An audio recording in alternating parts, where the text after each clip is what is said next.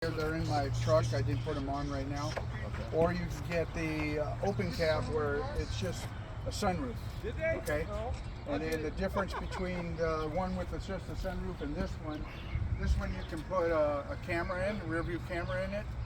You can put a fan in there. It doesn't come with AC. Neither unit comes with AC. But it's fully electric, and it's a litter vacuum that you either vacuum with this broom.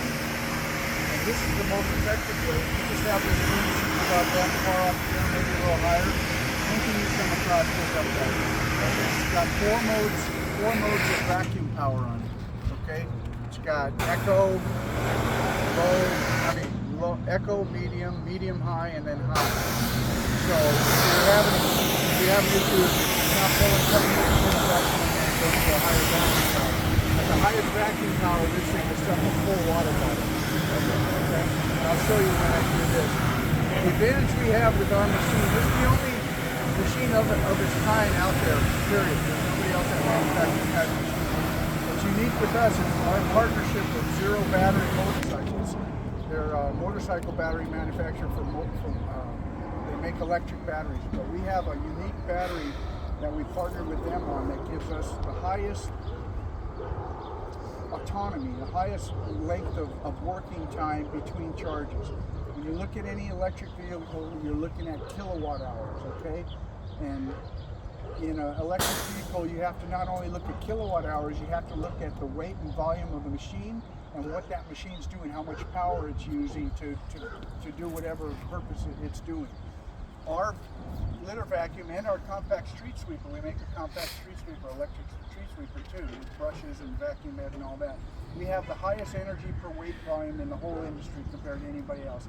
And all the other manufacturers are European. We're the only North American manufacturer of this. We have Parts Warehouse in North Carolina. We have a partnership with Acre and Total Clean, which is very strong. These guys, they're my number one dealer. They do everything right over there. So the boom on this model with the windshield and the vinyl doors it'll swing 270 degrees with the joystick.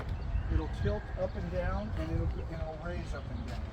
On the open cab design without the windshield, with just the sunroof, the operator has a joystick, but the joystick only operates up and down, and that's it, just up and down. The operator has to literally, there's a handle on it, he has to swing it from left to right. Difference in cost is you're about 30 grand difference between this model and the one with just the sunroof and the boom that the operator swings manually. It's very easy to operate. You can charge this thing either off a level 2 charger like your car, or you just plug it into a regular wall socket. So you can charge either way. With this method of charging, it would take you probably 13 hours to charge this thing fully, from a dead battery all the way to fully charged. With a level 2 charging system, probably 5 hours at the most. 3 to 5 hours actually. So, let me show you back here how we collect the debris.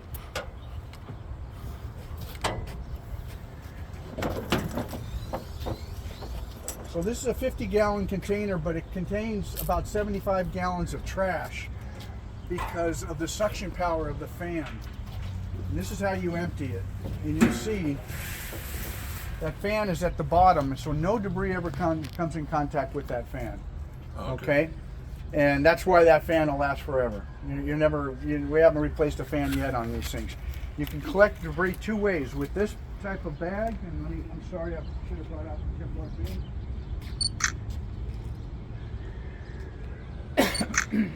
So, and these bags are reusable too. They're not very expensive. I think they're like $100. No, I'm sorry, it's $300 for 100 of them. Okay, but they're reusable. You don't have to throw them away. You can empty that. Yeah, put them back in. These are reusable until they tear, typically up to 10 times. So you get 100 bags, that's the equivalent to about 1,000 bags. But you either use this, or you can use this Kevlar bin, and that's the bagless way of doing it. It depends on how close you are to being able to dump the bag when it's full. Caltrans owns a bunch of our vacuums, not these type, but another type of vacuum. They use the bags because they're out on the highway vacuuming up all the trash on the guardrails and along the right-of-ways and all that. And then they tie off these bags and collect them at the end of the day. Sorry, I see there's a ratio. Does it pick up all wet stuff? Oh yeah, you'll see the suction power in this thing. It's very impressive. I'm very impressed with this machine, and I'm very hard to please. Trust me. So am I. We didn't let him come out to anywhere until we were happy with it. Yeah, I'm serious. This thing is. I'm very impressed with the machine. It also has a water mist system, so if you're picking up a lot of dust, okay, you got a water tank right here you fill. And if you turn on the water, you see a water sprayer here to suppress the dust so you're not, because like a vacuum, any vacuum has an exhaust, right? This is your exhaust bag right here. And the important thing on this thing is if you do vacuum up a lot of dust, right, that bag's going to get dirty. This exhaust bag's going to get dirty. Very easy to take off, just unclip it here, and then there's just a latch right down here. Take it off, close it out.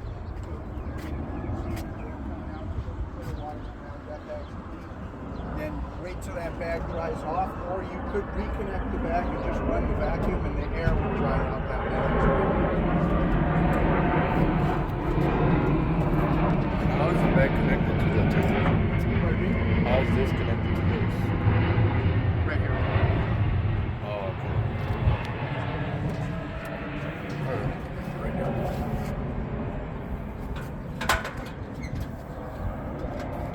And does that exhaust have a filter as well, or is it Nope. just a bag? Just the bag, and then your water suppression. Oh, okay. Now, they were smart. The engineers were smart on this machine. There's 4 different modes of vacuum power on this thing, okay? If you're picking up like light stuff, you can go pick it up on light mode, light vacuum suction power, right? And then if you, in the highest vacuum mode power, it'll pick up a full water bottle, a full water bottle. The other thing they were smart about is when you're driving this thing around, right, to do your vacuuming, if you increase your speed, because when you're vacuuming up litter or whatever you're vacuuming up, okay, you're going at a certain speed. But if you like go to travel speed, the vacuum shuts off. Oh, okay. Okay, and that's to conserve your battery power. Okay, and then you also have this wander hose at the back. So if you got into an area that was inaccessible, you can take off this. It has 15 foot of hose, and you vacuum up, like say under a park bench or under a bus stop, somewhere where it's inaccessible. But pretty much with that boom, you've got a lot of accessibility. But this, you have this extra wander hose, they call it. And how heavy is it? Oh, it's lightweight. This is not a. First thing I What do you would is do work when the you con- use this is you would take that boom and Yeah. set it flat on the ground, so all your suction power then goes to this. But it's plastic. It's not that heavy. Just hold it like this.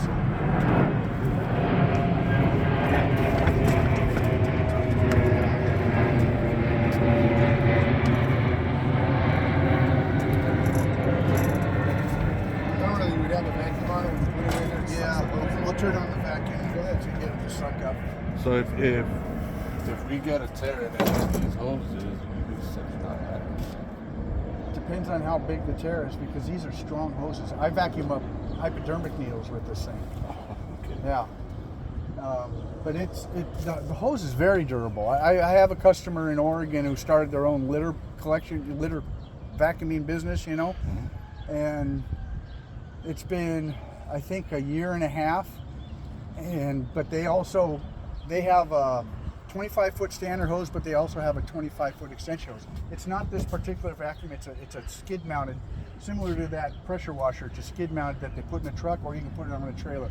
But they got 50 foot of hose, and they're dragging that length of hose on medians and rough stuff sometimes. Yeah. And so what they've done, they were kind of smart. They bought some Kevlar wrap, and they wrapped it around the portion of the hose that they're dragging, because that hose, after a year and a half, they had to order another hose, but now they're wrapping Kevlar wrap around the portion that drags. And there's a support arm for part of it, but anyway, the hoses are very durable. I mean, because they tried to replace it with a cheaper hose, And they said, man, that hose didn't last like long, and our hoses are much higher quality.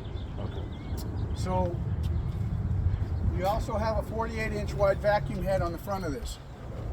The most effective way to vacuum is with this boom. You just leave this boom down about that far from the ground and drive up to your trash. That's the easiest way. Instead of trying to move the boom all over the place, if you just drive up to, and I'll show you. But you also have the option of putting this boom on either side of this vacuum head. You can put it on this side, or you can put it on this side. You can vacuum on the 48 inches like that. So if it's on the sidewalk, drive on the sidewalk here, it fits fine. The operation is very simple. You just turn on your key.